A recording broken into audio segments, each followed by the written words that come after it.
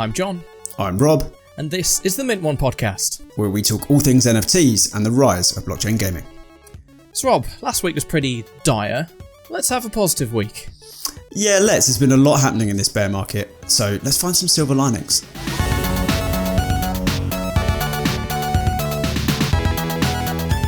So Rob, last week we had damaged Funkos, we had FTX, we had Sam Bankman-Fried, we had a crypto crash.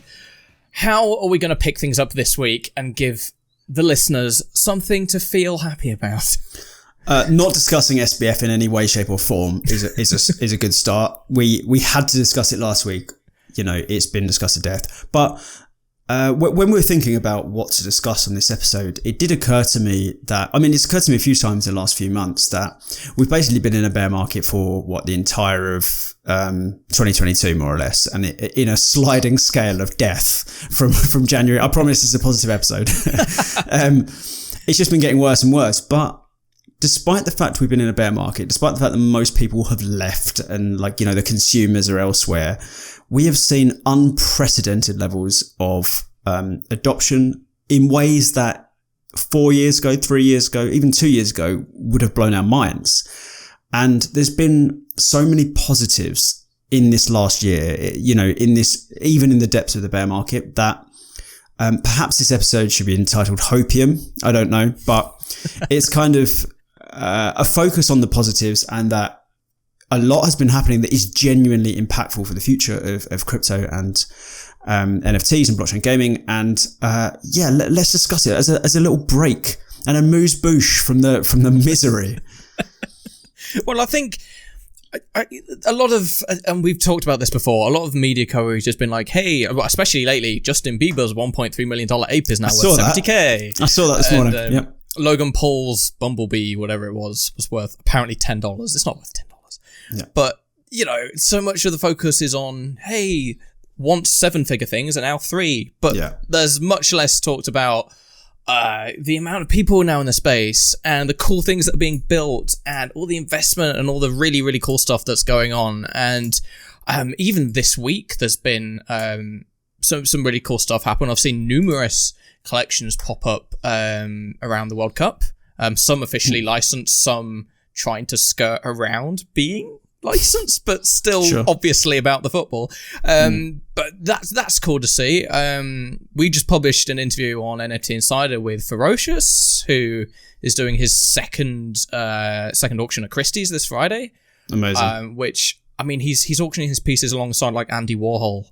So, if that's sort of a signifier of how important NFT art still is, then it's there on a platter for you. High five to Christie's, by the way, because I'm sure they've come under a lot of flack. I haven't seen them come under flack, but I have no doubt they have.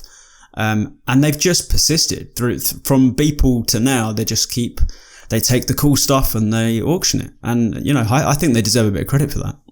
Yeah, it would have been far too easy for Christie's and Sotheby's to be like, hey, we did it as a one-off thing. It was an experiment, didn't work. Great PR stunt. See you later. Yeah. But no, they've shown that they're still, they still want to be active in the space. They still want to support NFT art. They believe in NFT art. And that's a huge kind of hat to hook. Hoot hack. You're right. One of those words. Yeah, apparently. A hook to hang your hat on. That was the phrase. For the industry at large. So it's really, really cool to see. We've seen Yuga making some moves this week. They've I'm not sure if you're aware of Beeple's 10K TF project. I saw an article about it, but presume I know nothing because I probably do. When it comes to NFT art, I'm very much out of the loop. Sure. So 10K TF is this kind of brand new, let's call it a NFT art experiment by Beeple. It's based around this Wagmi-san, he is called. Right. He's created this character, created kind of lore for it, etc. And it's done a few kind of small NFT drops here and there. They announced this week that he will be a part of Other Side, and that was followed by the news that Yuga have actually acquired 10 KTF and a project called WENEW that I wasn't aware of. But it's the further along the line we get, the more like just exciting stuff we're seeing on the Metaverse front in particular. The Sandbox is, Sebastian from the Sandbox is going around the world announcing like 20 different new businesses in the Sandbox every week. Yeah, it's wild. And, Other Side started off on probably not the best note when I had that trailer and it showed like cool cats in it and punks in it, and then people were like, oh my God, all of these collections are going to be there. And there wasn't actually any partnership there. It was just, this is what these things could look like. But they're now following that up with actual partnerships and actual like really exciting stuff to look forward to. We still don't have, we've got the Sandbox, we've got Decentraland, but there's so many like upcoming metaverses that people are super, super excited for. Other Side being one, but there's dozens of others. Yeah. Well, I think that the next year is going to be, oh God, I don't even want to say it, because every year I say next year is going to be a big year. But in many ways, even this year has been big. That's kind of what this episode's about. Like in 2021, no doubt I said next year will be big. And you can point to, the FTX, you can point to all the things that have happened and say, oh, well, it wasn't, but it has been. There's been so much. There's now genuinely fun games to play. There's now, there's 3 things I want to talk about in terms of 3 major adoptions of blockchain and NFTs. I guess this is as good place as any to start. Sure. I think this is possibly the weakest of the 3, but all 3 are just incredible. And that is Starbucks, which I didn't think got that much press. It didn't get as much as I thought it would. It did get some, but a lot of people were confused in mainstream media. A lot of people were like, okay, I don't really, okay, which is fine. And then in Web3, a lot of people were like, oh, look, Starbucks are now in our ecosystem. It was all kind of there was like a huge chasm in between of what it actually does. So for anyone that doesn't know, they introduced an NFT loyalty program on Polygon, and I did copy their little blurb. New Starbucks Odyssey experience will offer members the ability to earn and buy digital collectible stamps, which will be NFTs, that will unlock access to new immersive coffee experiences. I don't know what that means. As one of the first companies to integrate NFTs with an industry-leading loyalty program at scale, Starbucks will create an accessible Web3 community that will enable new ways to engage with members and partners, in brackets, employees. So firstly, I like this for a few reasons. Firstly, Starbucks has taken an important part of their business. The loyalty cards is an important part of all the coffee chains. They really utilize that and lean on that in a big way. They've taken a big part of their business and they've put it on chain, which is amazing. Secondly, it's utility. It's not just NFTs for NFT's sake. It's not just little coffee cup art or generative coffee beans or some rubbish that I definitely wouldn't be anywhere near. But what they've done instead is they're giving NFTs that give access to these immersive coffee experiences, which is the 3 weirdest combined words. I don't know what a coffee experience is. I don't know what an immersive coffee experience is. But if you're a coffee fan, great. But the point is they're giving loyalty rewards for shopping at Starbucks, for buying your coffee and your panini at Starbucks, and the way in which that is manifesting is on chain. So that's great. So it's actually utility. But the reason I'm particularly positive, sorry, I just stabbed my finger with my watch screwdriver. This is a screwdriver you use to take the straps off of watches, and I just stabbed myself with it. If you saw me jump, I'm going to put that over there. So the reason I'm positive about Starbucks doing this is because their business model is kind of linear. Like they sell coffee. That's their niche, and they're very good at it.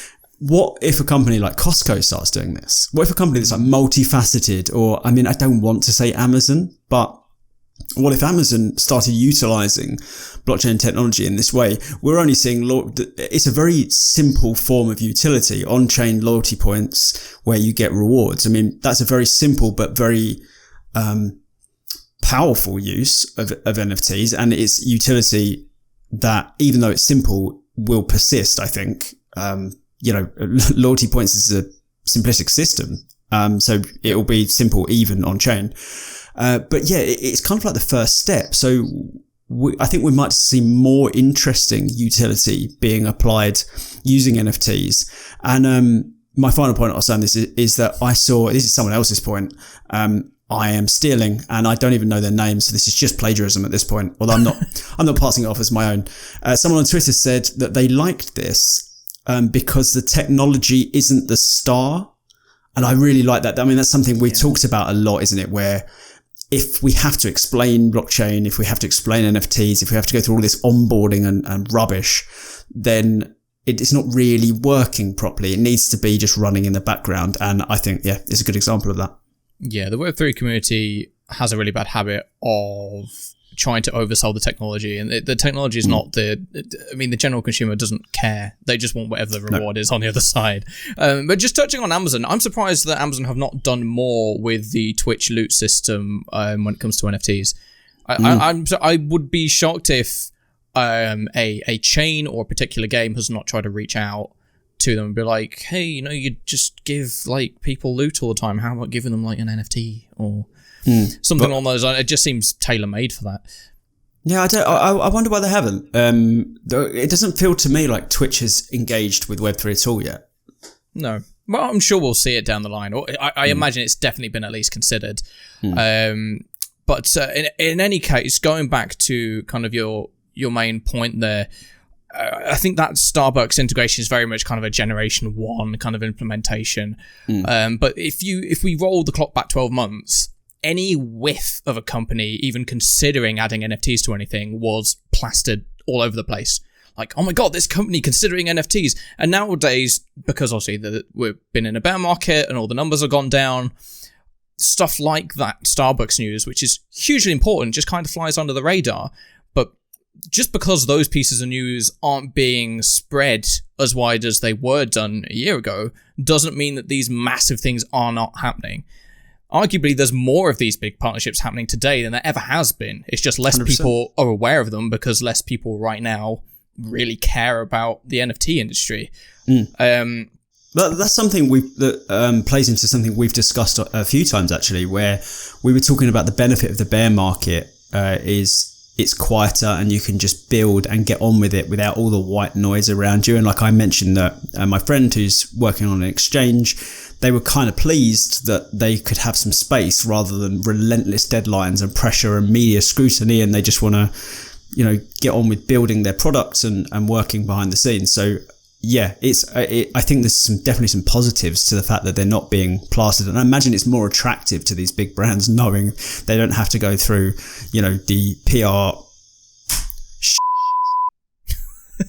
Sorry, I had to mark No, that's fine. I'm afraid to say I'm more of a Cafe Nero man myself than Starbucks, but I went in Cafe Nero on Monday and it was lackluster.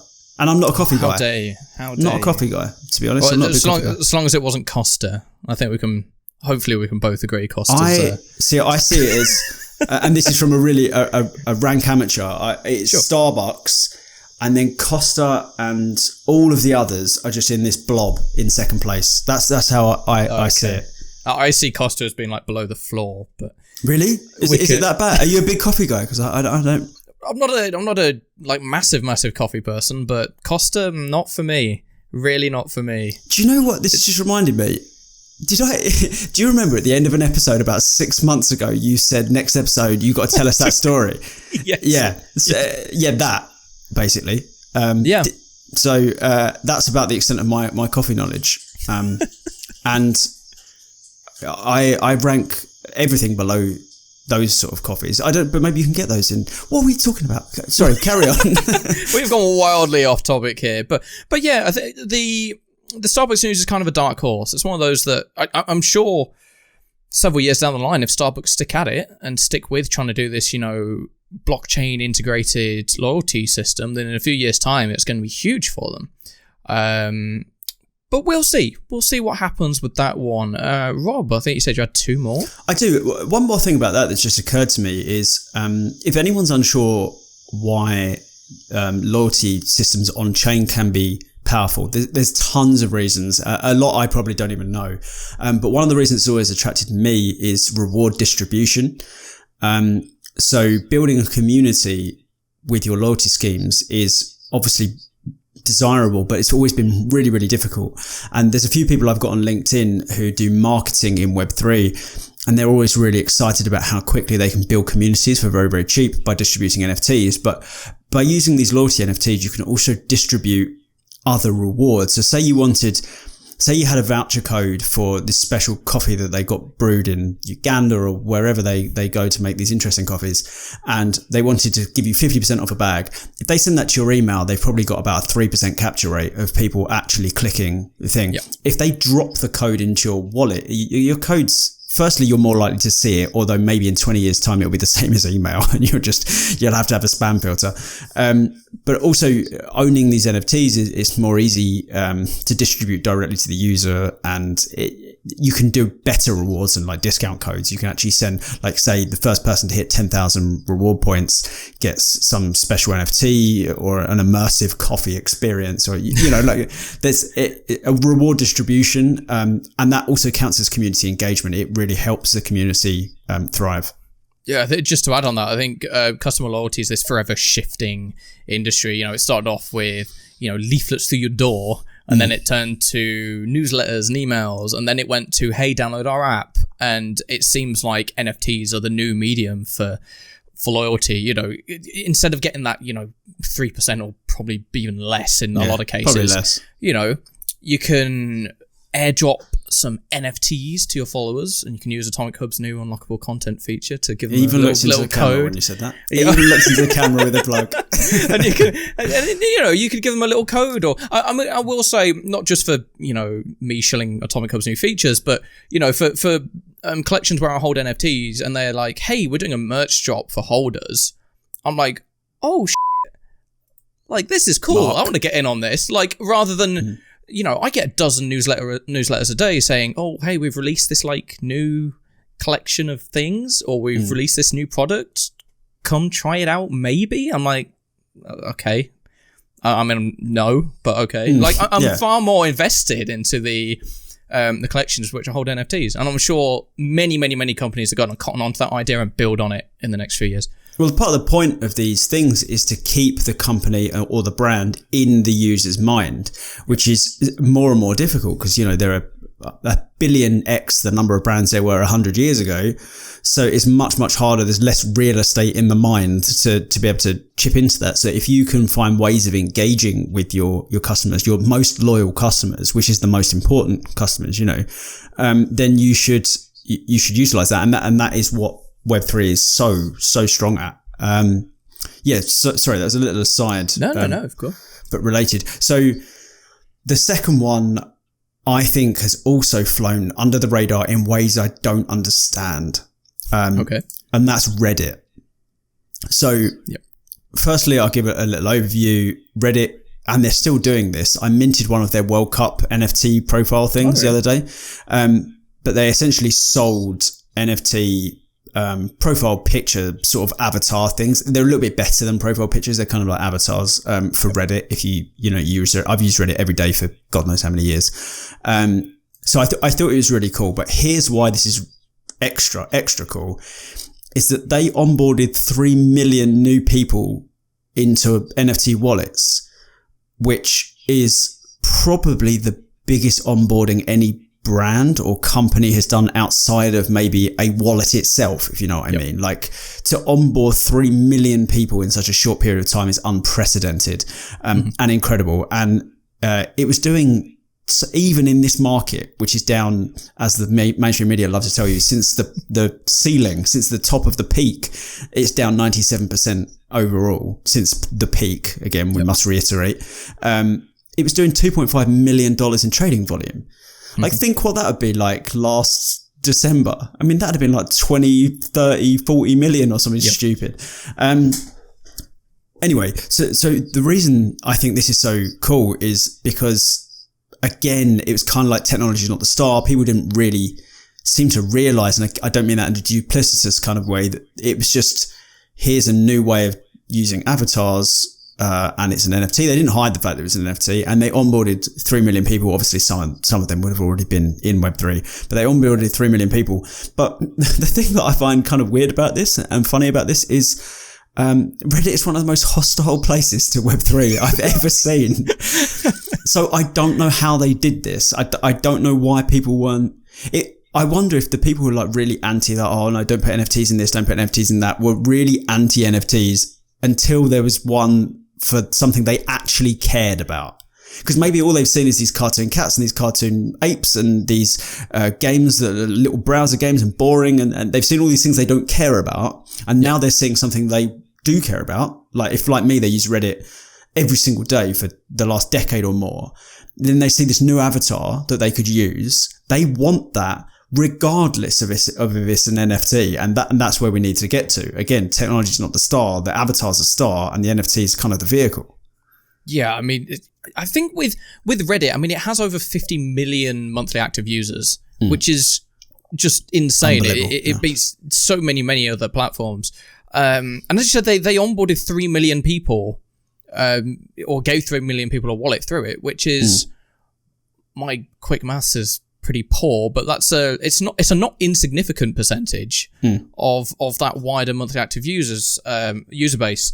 And what I do like about... sorry, just to add to that, it was limited, wasn't it? The number of NFTs. I think there wasn't an unlimited number.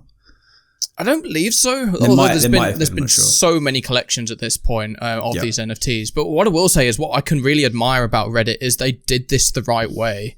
They weren't like, hey, let's partner with some unknown artist, or let's have someone in-house, in our own team do these and then sell them for $50 a piece, and they don't give you any utility. They're just NFTs for NFT's sake. Yeah. They spent a long time in one of the prominent NFT subreddits being like, hey, we're looking for artists to work with for a new feature. We want your feedback. We want to know the best ways of going about this. We want, we want your guys' ideas on utility, etc., etc. And it launched probably the best I've seen any NFT related product launch in maybe the last year, because every single artist they work with was from the community, and every single sale resulted in a sizable amount of that sale going to the artist. So Reddit's whole angle on this was, hey, we have, even though there are naysayers on Reddit, and there are many, there's also quite a big platform for NFTs and for kind of crypto folk on the platform. It's like, hey, let's work with you. Let's do something really cool, and it can benefit everybody. And for the most part, I saw very, very, very little kind of negative backlash to it. There were a few people saying like, oh, NFTs are pointless, blah, blah, blah. But for the most part, I should say, people loved it. They loved having these custom snooze. They loved that they give you a little extra kind of prominence whenever you're commenting on the site. And it just gave the Reddit community this new way to kind of contribute to and fall in love more with the platform that they love, whilst also supporting artists from the community. Like not big name artists, not bringing somebody in from outside, like for the most part, really unknown people to anybody, and just saying, hey, you can do 20 snooze for us, we'll sell them, you get a cut. And it's the community has really responded very, very positively to it. And as it started off with just kind of the core Reddit audience, and then exploded into the wider Web3 space. And as you said, they've just done a World Cup collection. They keep releasing these new collections on a regular basis, and people just keep eating them up. There was, I think when this was released, several months ago at this point, there was a huge amount of media out going like, oh, hey, Reddit's in 1 week has... their marketplace for NFTs has more users than OpenSea, which it did briefly, which is quite funny. But they did this about as well as they could have done, and I have to applaud them for one, taking it as seriously as they did, and not just saying as, oh, hey, we can make 8 figures in a week. But also just for doing it hand in hand with the community, and working with the community to do it in a way that didn't just make sense for them, but made sense for everybody. And I mean, we've seen the results. I mean, I have some Reddit NFTs. Many people in Web3 do. You've just minted one. They're one of the hot properties in the NFT community right now, and the ball just keeps on rolling. Yeah, and do you know when you were just explaining that, sometimes when you're saying something I already know back to me, I think about it differently, which is I think probably a really good dynamic for a podcast. Yeah. We should start one. So I think that many people in Web3 and maybe looking to join Web3 overthink what utility needs to be. It doesn't need to be much. You don't need to reinvent anything. Even just little cosmetics on an online forum is enough for people to be interested in it. Just do something small. And obviously, working with the artists, that is a great sales pitch for the artists around the world on the benefits that artists can reap from Web3. If they collaborate with the right brands or the right companies, you can make a lot of money from your work, which is, traditionally very difficult. I feel like you have a point before I move on to my next one. So just what you raise a point about utility not having to be this big thing. It can just be something small, but something that people value. And it just made me think about Twitter Blue. And then that made me think about what Tumblr's done. I don't know if you've seen this. No. So Tumblr... I can't believe Tumblr still exists. Neither can I. It was decimated after I think they removed like pornographic content or something, and then everybody just left Tumblr. But anyway, the internet. Yeah, absolutely. But to poke fun at Twitter, they released a feature last week where you can buy a blue check mark, but not just one blue check mark. You can buy up to 24. So you've got all of these Tumblr users with their username and 24 blue check marks after it that are like $7.99 each. I just think that's amazing. I mean, they're not even getting any tangible benefit for that. It's just a meme. But if people on the internet are willing to give Tumblr what must amount to like well over $100 just for a stupid blue check mark that's pointless and doesn't give you anything, then Reddit with its NFTs that, are cool to look at, are collectible, are tradable, people want them, and they do give you little cosmetic benefits on site. I mean, it's a no-brainer, and the community has responded in kind. So there we go. So I didn't know Tumblr's downfall was down to removing adult content, and it's reminded me. Have you ever seen the show Scrubs? Yes. It reminds me of Dr. Cox's rant about the internet, where he says most of the internet is porn, and if you removed porn from the internet, the only website that would remain would be www.bringbacktheporn.com. It's not wrong. I mean, this is an obvious sidetrack, but so much of the internet ecosystem revolves around the adult entertainment economy. Not just the entertainers and the camera people, but I'm talking developers, front-end devs, back-end devs, people that optimize video feed. It's crazy how much money that's in the internet is there, and how many jobs are out of just that content. It's mad. Anyway, let's get back to this actual pod. Reddit. I only have one more point on Reddit would be Polygon, which is... They are now doing a very, very good job. They were of onboarding brands. They were the ones that did Starbucks. They've also now done Reddit. They're doing very, very well. They did. Who did they do this week? I've forgotten. They've done someone else that they've just announced as well. They're doing some really, really good partnerships, some smart partnerships, and they're doing them. The execution is kind of flawless. There's both Starbucks and Reddit there's been no hiccups. It's been smooth. There's been no outcry of criticism because obviously Polygon is a chain that doesn't have much in the way of gas fees. It doesn't melt Arctic hairs. Are you thinking about the Nike swoosh? Yes. Platform? Yeah. I knew it was big. So that's another crazy. I mean, we know Nike have been flirting with Web3 for God knows how long. I mean, how many years now have they been looking at moving into Web3. I also saw, is it Adidas have just released a digital collection? Yep. As well. Like, I mean, this is why we're making this episode. This is why we do this. This is why we made this episode, is because there's just so, I mean, we're just going, oh yeah, didn't Adidas do something in Web3? Think about like 3 years ago, if you'd said Adidas are doing something with NFTs, you'd have been like, oh, this is front page news. Everyone needs to speak about this. We're finally legitimate. But now we're almost jaded. There's so many big companies in it, and it's happening at the lowest point in years. Yeah, absolutely. We're getting banger after banger after banger, week after week. There's just massive headlines are coming thick and fast, and they're not slowing down. And like you said, they're happening in the very pits of the bear market. That's just reminded me of a tweet that Jimmy T actually put out from the Right Click Save podcast, I should say. Put out a tweet yesterday saying the bull market ends during peak hysteria, the bear market ends during peak despair. Which I think, one, Jimmy's a absolute wordsmith. That's fantastic. But two, I feel like he's got a point. You know, at the height of the market last year, you know, everybody's really excited. A lot of inflation, a lot of, you know, really overpriced JPEGs, basically. But not much in the ways of the massive announcements that we're getting today. And we're getting those at, I mean, can the market go much lower? Let's not discuss it in this podcast. We're being nice and positive. Don't say that. But there's so much to shout about and be happy about and be excited for right now. I mean, as you just said, Polygon is doing an incredible job. Actually, go back 6-12 months.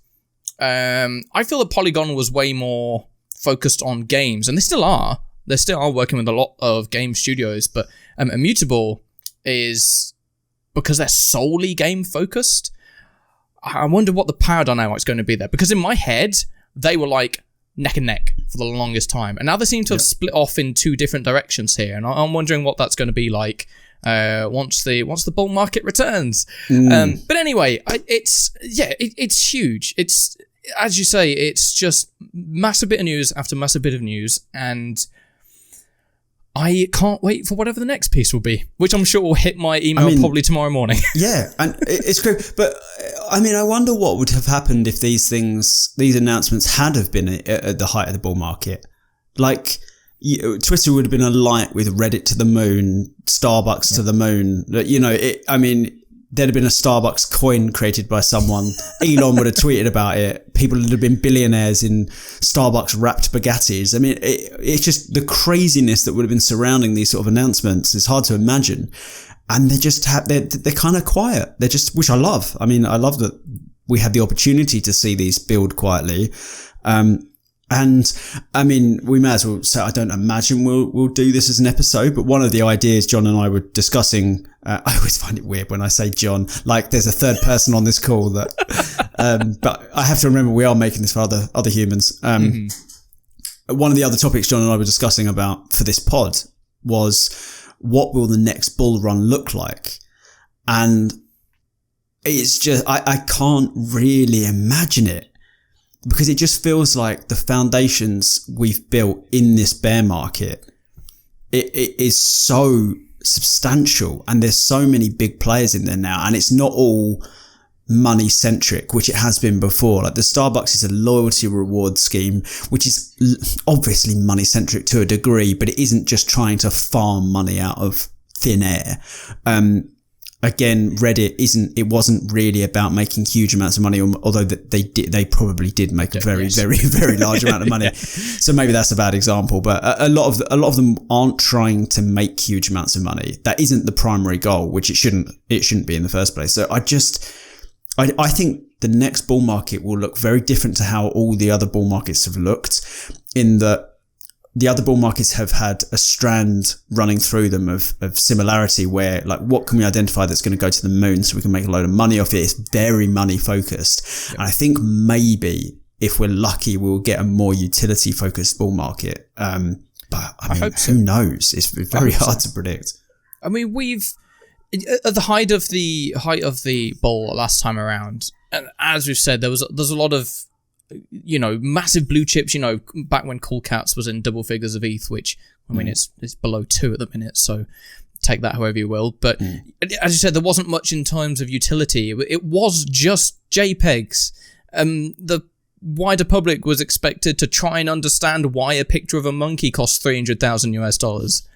Which is a very difficult thing to explain to the average person. It is, but sorry, just to interject.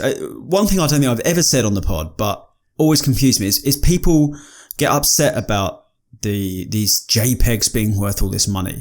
But then, if anyone has learnt about art in school at any point, they'll have seen is it Duchamp's urinal that sold for, I mean, art is weird. Like, people pay stupid amounts of money for things that have cultural and sort of modern relevance. Like, if they can mark a period of time and have some sort of cultural relevancy, they shoot up in value. So it kind of annoys me that people were so confused about how just a picture of a monkey could be worth so much when people have spent millions on urinals. Like, I mean, but I mean, I do get it. I don't buy, I haven't bought a Bored Ape and I don't ever plan to, but it's just the whole anti-art angle.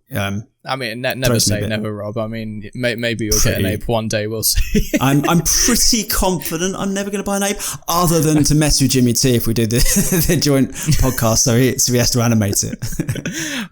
Something I was going to add is that. What was it that I was going to add? It was in my mind a second ago and now it's disappeared. Oh, yes. Apologies. So we've spoken about onboarding to death on this podcast, and we've come up with several ideas in the past as to how it might happen or how this bull run might return and how, this mass onboarding dream will occur. And we've talked about having, one big game, a GTA 6 level experience that just takes the world by storm that has blockchain in it. We've also talked about it being kind of it just happens. Like, slowly all these brands incorporate NFTs and all of a sudden you wake up one day and you're like, oh, my loyalty for this company is NFTs. My thingy for this person I deal with is NFTs, etc., etc. That's the camp I'm in. And that feels like, with everything that's happening right now, what is going to happen for the future of blockchain. Feels like it is happening. It literally is happening right now. And, whether it's Starbucks, whether it's Adidas, whether it's Nike, whether it's all the luxury brands looking into NFTs, the FIFA World Cup has NFTs in it this year. Like, what? All of these massive cultural IPs and all these things that people care about are getting these NFT elements, and I do think it's going to be for a lot of people that you just wake up one day and it's like, oh yeah, blockchains and everything, and it becomes less about when is it going to happen and more, oh wait, it's already happened. Yeah, it's happening as we speak. And I mean, of course, there's going to be amazing games come along. There's going to be incredible integrations and things that people are going to build. But I think it's much more going to be something that happens quietly in the background and then just creeps up on you one day, rather than this massive explosion and, wow, world-beating new technology. Everybody come check this out. So we're living it. We're living it right now. And going back to, we were talking earlier about recaps. I'm interested to hear what I said at the end of our recap episode last year. We're doing that. We are doing. I've been thinking about it more and more. I, for the life of me, cannot remember anything I said in it. But no, nor can I. I can't remember last week's episode, let alone a year ago. I think a lot of the, let's say, financial predictions we might have made might have been a bit off. But definitely. I think as a wider point, we said that 2021 was obviously a big year. And 2022 is going to build on that growth, let's say. It might not be doing that from a pure US dollar value point of view, but in terms of the companies in, the people building, the tech, the huge explosion in the amount of personnel in Web3, that has absolutely taken place. And it puts us in a really good place for 2023 and beyond. Yeah, when everything will be down 97% again. But we will have every company on Earth. So, one thing I would say is I think if there's going to be, I think I've always said that the adoption of blockchain technology will be quiet and gradual, and it, as you say, will just seep in as it is seeping in now. But I do think if there were to be a catalytic event that that kind of marks a real change, which there is in every industry. If you think about gaming, Fortnite represented that. Counter-Strike represented that. There's games, GTA 5 represented that. There's catalytic events. And I think if there were to be one in blockchain, the use of blockchain, it will be someone coming up with a new type of utility that nobody's thought of yet. This is something I wrote about recently, which is, I think, most of the benefits of blockchain technology and smart contracts and NFTs are beyond our comprehension right now. Like we can't even think them up, because somebody will think some idea up, and then someone will build on that, and then that'll be remixed and vibed with, and there'll just be new creations and concoctions just coming out of the woodworks until you have some crazy new concept that you can achieve and that you wouldn't have been able to achieve before. So yes. Now I thought of, so I've still got one more major on board, which I wrote about this week, and I'm salty about one thing. Remind me I'm salty about it and I'll discuss it. But before we get onto that, okay. I did think, while you were talking, I didn't put on my list is Instagram. Instagram Meta have integrated NFTs. It's live now, isn't it? I've done no research on this at all. It's not an area that I particularly look at that closely. I think people terming it a marketplace is, I think, a bit far-fetched.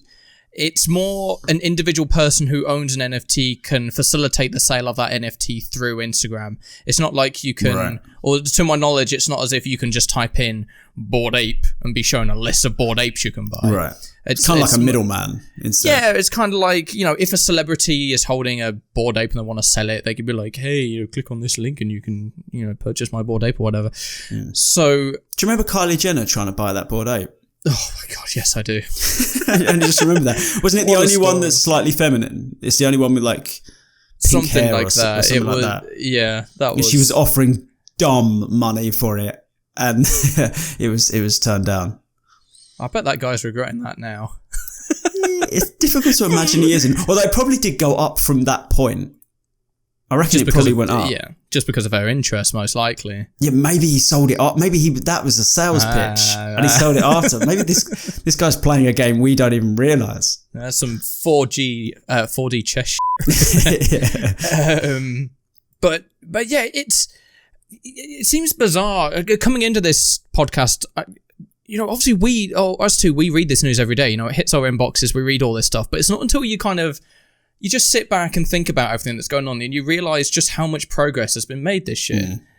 It's been insane. And everybody just likes to fixate on the price, and price is relatively meaningless. Yeah. Like, sure, if Bored Apes go from 100 plus ETH floor to, I think there's sub 50 now, people are going to care about that. Primarily the people holding Bored Apes. But, for what it means for the future of Web3, future of NFTs and blockchains, it doesn't mean anything. It's the people building the things that nobody talk about that are putting in the real work right now. Mm. And of course, we need these big blue chip projects and these big things to kind of generate that hype amongst all of us and give a lot of us a reason to still be here for the most part. Something for us to latch onto. But for those of us that do have, let's say, the quote unquote inside track for what's going on, there's so much to be excited for.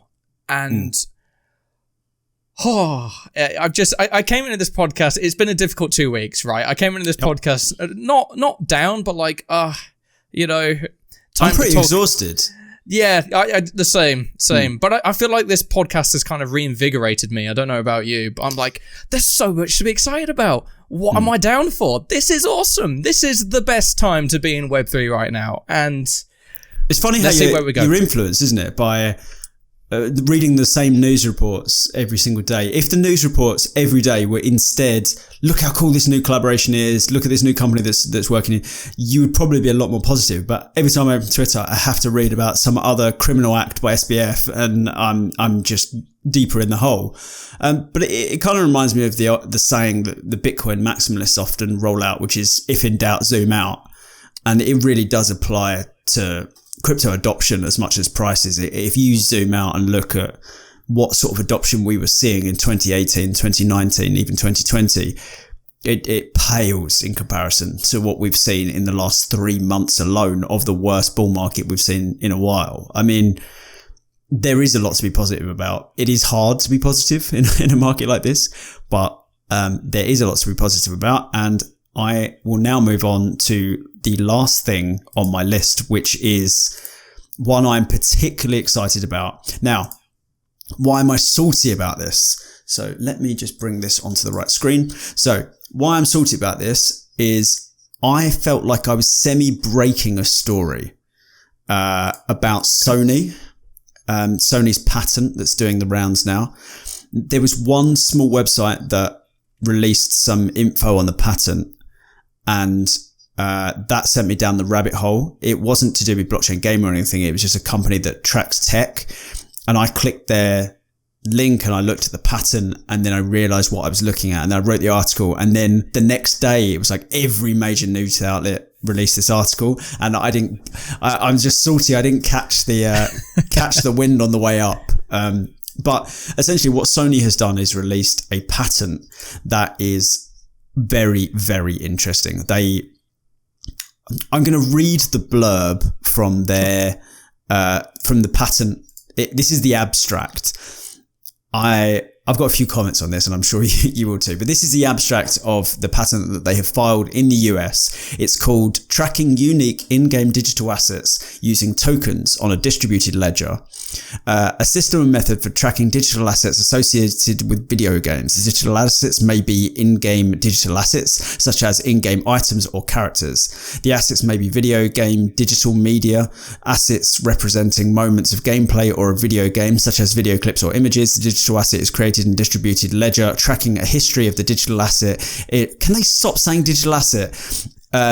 And it's created and stored across devices. A unique token for the digital asset can include a unique identifier and metadata identifying properties of the digital asset. I'm not reading this anymore. I didn't realise until I read that out loud how many times they say digital asset. I can't even say it now. They've omitted two key terms from all of that, which they're obviously referring to: NFTs and blockchain. I said, where did I say this? Under that quote on my article, I said, to be clear, what is being described here without using the word is blockchain. I'm not sure why the term was omitted from the abstract, but it is used nearly 50 times in the full document. They don't really mention NFTs much. I think it was like once, but it doesn't really matter because it's obvious what they're talking about. It's, especially in recent months, it seemed that Sony as a wider company has been flirting with NFTs a bit. When they announced PlayStation Stars several months ago, it was like, hey, through playing your games, your achievements are now digital collectibles that you can earn. And I was in the Twitch chat at the time. Everyone was just like, NFTs. Yeah. Everybody knew there were NFTs. So I get why they don't want to use the term, because it's, as soon as any company says NFTs, there's a huge mob of people with pitchforks angrily stabbing them. Yep. But that is what they're talking about. And this pattern is a sign that, they're doubling down on that. And as you write in your article for Token Gamer, it's a huge bit of news and something that's very exciting for gaming. So they've gone more in depth than I think almost anyone else has. And that's perhaps why they've filed for this patent. So they're looking at doing a number of things within, I guess, a smart contracts is how they execute this. But they want items to be able to be modified. So the example they gave was like a rifle in a game where you can add a scope to it or add a silencer or, whatever. And it's tracked on chain what that item is, what changes were made by what person at what time. And then they want to move it on even further than that. So you can, if you killed a certain player, it will give like a timestamp of what player you killed, where you killed them, in what match, using what asset, with what mods. Like they're basically creating the most in-depth analytics we've ever seen in gaming by a country mile. This is like Google Analytics for gaming. And there's a few reasons why I really like this. One, they were looking at doing it, as it mentioned in that blurb, they mentioned characters as NFTs, which is really cool. So that's number one, that I think that's really, really cool, because they gave this example of how you'll be able to see if you've met another player before and when you met them and where you met them. Number two is the drum I always bang, the digital provenance. You'll be able to see the history of items, who's owned it. Maybe if a famous streamer has owned an item, it'll be worth more. It'd be cool to own, Simple's AWP that are used in a tournament, which is the esports memorabilia. That's an example I've used like at least 10 times. But I think esports memorabilia is a really cool angle. And the third, what was the third thing that excited me? Oh yeah, the moments thing. Yeah. Did you see this? I don't really know what to make of that. I've read it in your article, and like I said, I'm not sure what to make of it much, but if they mean moments as in like, here's the 10-second clip where Simple did the winning kill in this tournament. If that's what they mean by it, and some way of tokenizing that, or knowing exactly what items were used, what people were in it, what, everything to do with that, and tokenizing it and putting it on the blockchain, has a lot of potential, that's for sure. Yeah, it's wild. So there was 3 examples that I've kind of had to extrapolate. So it may not be entirely accurate. One entirely accurate example they gave is the more interactive kind, which is a ghost. So racing games, you often, if you're trying to beat a time, you'll often race against the ghost of the person who set the time or yourself. And they want to store that on chain, which is really, really interesting. And then they also want to store video clips and screenshots. Now, this got me wondering, is Web3 gaming going to have a completely different way of consuming and storing media? At the moment, if you've got a clip, it may be a Twitch clip, or it goes on YouTube, or perhaps Vimeo, or something like that. Are we looking at something completely different here, a decentralized file storage, which is a whole section of our industry, which is very, very important, that we've probably never paid any real time to. But it feels like Sony, this pattern, a lot of people are like, oh, they're trying to make NFTs. I think if you look into this pattern, not only are they, to me, they seem really in tune with what gaming can benefit as a whole from blockchain technology, which is pleasing. But also they are extremely ambitious with what they're trying to do with the technology. They're not just like, okay, we'll make that gun an NFT. They're like, okay, well, how far can we take blockchain technology, a distributed ledger, like the analytics side? I mean, have you seen the diagrams? I've seen a few of them in my article. Yeah. Look at the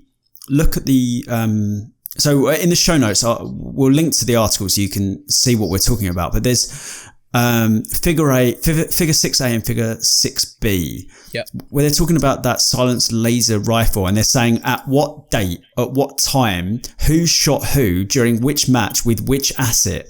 That's mad amounts of analytics. That's going to be so, like, I'm a bit of a nerd when it comes to, I'm a bit of a nerd, but I'm a bit of a nerd when it comes to analytics in games. Like I love going through whatever game I'm obsessed with. I like to see what I've done a lot of, what I'm good at, what I'm bad at. And, for a while I played, TFT, Teamfight Tactics by LOL. I just got obsessed with it, and I started looking at, and you can see the analytics of that game. You can see what comps you play, your win percentage, and where that puts you globally against other players. Like, you can be like top 1%, and you can see all these things. I love analytics like that, and I do the same. I used to do it with Battlefield, what gun I'm using, where I am in the world for that gun, my KD, my assists and stuff. I mean, that might be sort of elementary level gaming analytics in 10 years time if Sony can really harness the power of blockchain technology and NFTs. And this is I swear it's my final point. I get excited about this stuff.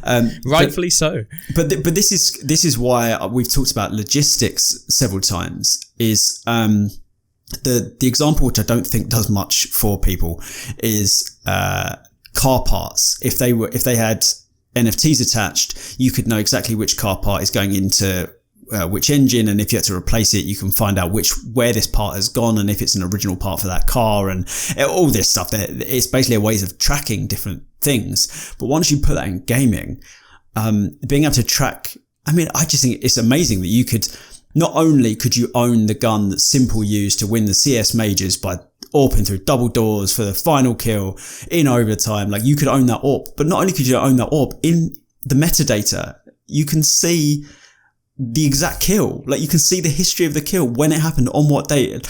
I mean, that's just amazing. And my final point, which I'm adding in, is one of the reasons I'm excited about esports memorabilia, and it's a drum I bang constantly, is because unlike physical memorabilia, you get to enjoy it in more than the just staring at it thing. Like, I use in the article, I say the person who owns Muhammad Ali's gloves from Rumble in the Jungle isn't in his garage sparring with them, because it would just, the value would go down exponentially with every punch he threw. But with these, you can use them. Like, if you've got Simple's gun from that tournament, use it. I mean, there's going to be no degradation of the value, and if anything, it kind of goes up because it's kind of cool and people can see it more. And I think it's so exciting. I think it's entirely untapped at the moment. And now I'm going to take a breath and take a drink.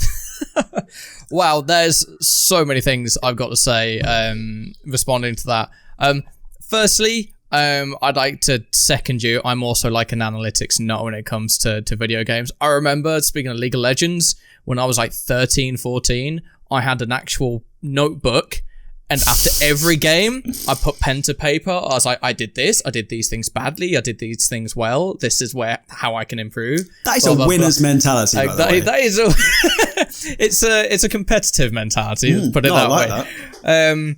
Also, CSGO. In the corner there, where's my finger? Oh, I can't see where I can't see where I'm pointing. There we go. What a funny sentence. That is in that box, that yellow and black box, is a signed mouse mat from Simple. Oh, really? Just before Na'Vi won their first major.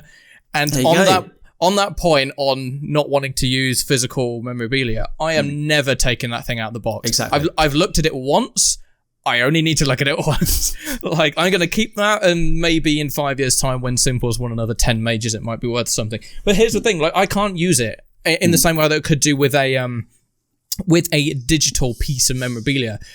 On that note, memorabilia for all types of sports is going through the roof right now. I'm a massive Formula 1 fan. The amount of reselling sites for official, like, race-worn gloves or, race-used helmet is nuts. And people are going crazy for this kind of thing. So, but of course, people just keep it on shelves.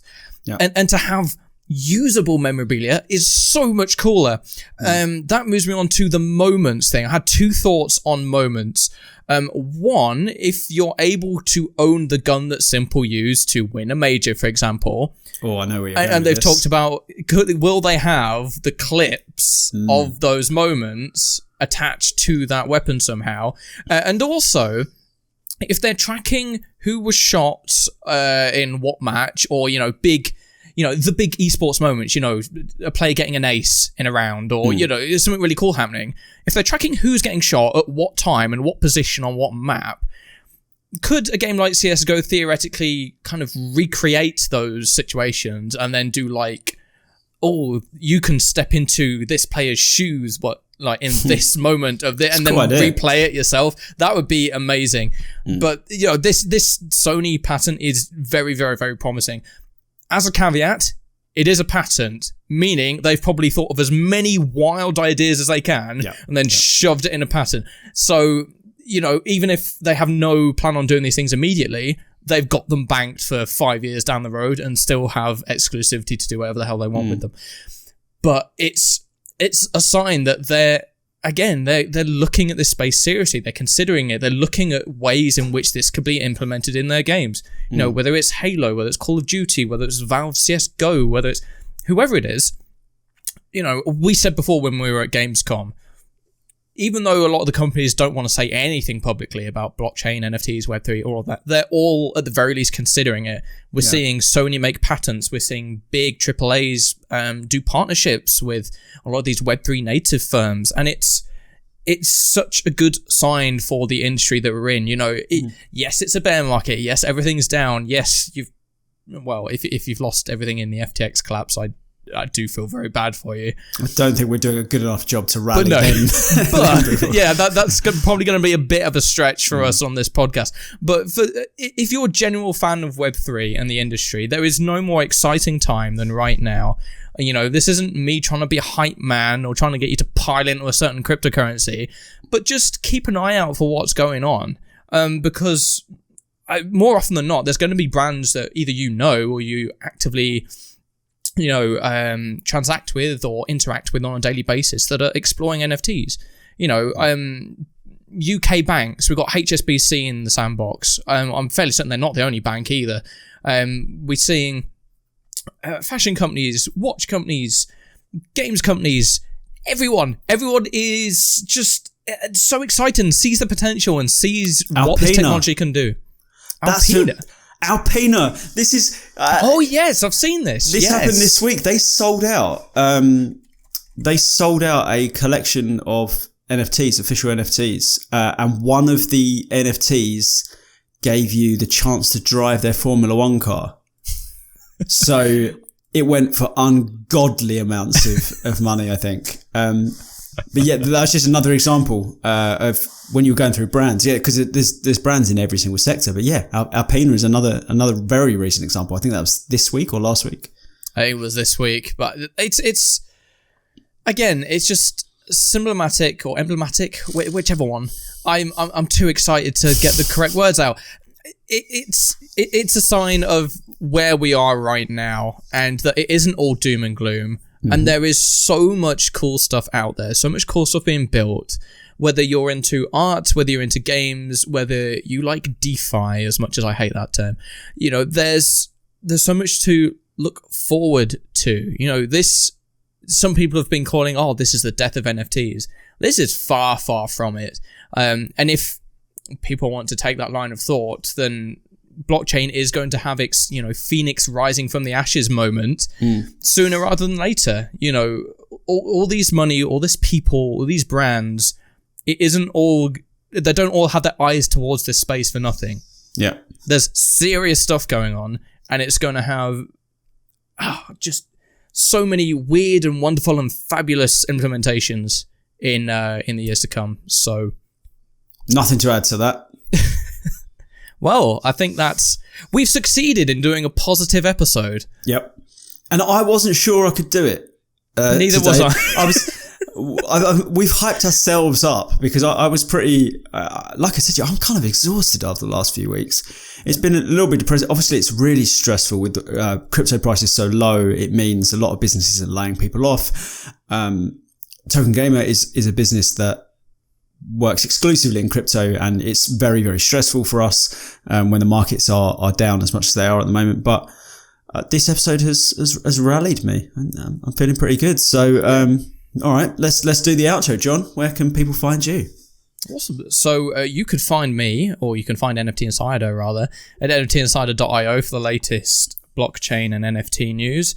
As I mentioned earlier in the episode, we've just published what's probably our biggest written interview so far with Ferocious, just before his second auction at Christie's this Friday. I have to make this point. I have to say a massive thank you to both him and his team, because he took time out of his in-person performance art thing that he's doing at Christie's right now. He took time out of that to speak to me to do the interview for NFT Insider. So what a guy. And anyone involved in that, thank you so much. For our social medias, it's at nftinsider_io. Giveaways, industry news, retweeting whatever the hell Elon Musk has said lately. All that fun stuff. For me personally, it's at Hydropowered, HYDROPWRD, on Twitch, Twitter, Instagram, TikTok, Telegram, Clubhouse, Mastodon. Many, many, many more platforms. That was the purported kind of anti-Twitter that... Oh yeah, you told me about this last week. Yeah, it kind of rose to prominence and has already fallen away, so... If you wanted evidence, I don't remember what I said last week. It's that you said Mastodon, and instantly in my head I went, that's a dinosaur. And I'm pretty sure that's exactly what I said last week. So. It was, yeah. Sure. But Twitter's the best place to find me. Industry commentary, tweeting some positive stuff this week, actually. Been talking about a little bit about what we've covered in this podcast, forget about the price. There's so much cool stuff going on. Go check it out. And also, I don't know if you know the Twitter account, Hey, It's Me, the Dev. Don't think so. Oh, man, you are missing out. So it's this... I'm fairly sure this guy must be getting paid to do this. He's like this fairly old-looking American guy who wears like massively oversized suits and carries a laptop around and just does like parody takes on Web3. So there's the video that's pinned on his Twitter is like him walking into the sea holding a laptop, being like, "Oh, we can't be trusted after SBF and all of this and blah blah blah." It's the funniest thing in Web3 right now. So go check them out. Stick in the show notes. Oh, I will do. It is hilarious. But anyway, that is it from me. Rob, where can we find you?